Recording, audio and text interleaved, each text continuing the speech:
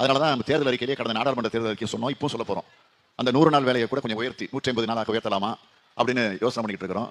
ஆக அதை உயர்த்தி அந்த கூலியை கூட அன்னன்னைக்கு அப்பப்பவே அங்கேயே கொடுப்பதற்கான ஒரு சூழலை நிச்சயமாக உருவாக்கி தருவோம். எதிர்கட்சியாளர் சொல்வது 100க்கு 100 உண்மை, நான் மறுக்கல. அவன் நாங்கள் எதிர்பார்த்தோம், நாங்கள் இந்தியா கூட்டணி ஆட்சிக்கு வரணும்னு எதிர்பார்த்தோம், வரல. நீங்க வந்து நாங்கள் இந்தியா கூட்டணி ஆட்சிக்கு வரணும்னு எதிர்பார்த்தோம், வரல. இரவோட இரவா அவங்களுக்கு கைது செய்யல, கொண்டு போய் ஜெயிலில் அடைக்கல. இது எங்கள் ஆட்சி இல்லை. சென்னை மாநகராட்சி தூய்மை பணியாளர்கள் மாநகராட்சி அலுவலகம் அமைந்துள்ள ரிப்பன் மாளிகையில் கடந்த 13 நாட்களாக போராட்டம் நடத்தி வந்த நிலையில் நள்ளிரவில் அவர்களை போலீசார் கைது செய்துள்ளனர். போராட்டத்தில் ஈடுபட்டவர்களை வலுக்கட்டாயமாக இழுத்துச் சென்று வாகனங்களில் ஏற்றியிருக்கிறார்கள். இதில் சில பெண்கள் மயங்கி விழுந்திருக்கிறார்கள், பலருக்கு அடி உதை விழுந்திருக்கிறது. தமிழ்நாட்டை பொறுத்தவரை சொல்லணும்னா, தமிழ்நாட்டுக்கே எல்லாம் போகுதுன்றதை இப்ப எல்லா மனிதரும் போட்டி போட தொடங்கிட்டாங்க.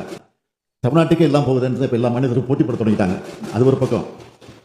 அவர்கள் ஏதாவது கூடுதல் சலுகை சொல்லி போவாங்க. தமிழகத்தில் ஃபாக்ஸ்கான் நிறுவனம் 15,000 கோடிக்கு முதலீடு செய்ய இருப்பதாகவும் இதனால் 14,000 வேலைவாய்ப்புகள் உருவாகும் என்றும் மாநில தொழில்துறை அமைச்சர் TRB ராஜா வெளியிட்ட அறிவிப்பை ஃபாக்ஸ்கான் நிறுவனம் திட்டவட்டமாக மறுத்துள்ளதால் பெரும் அதிருப்தி ஏற்பட்டுள்ளது.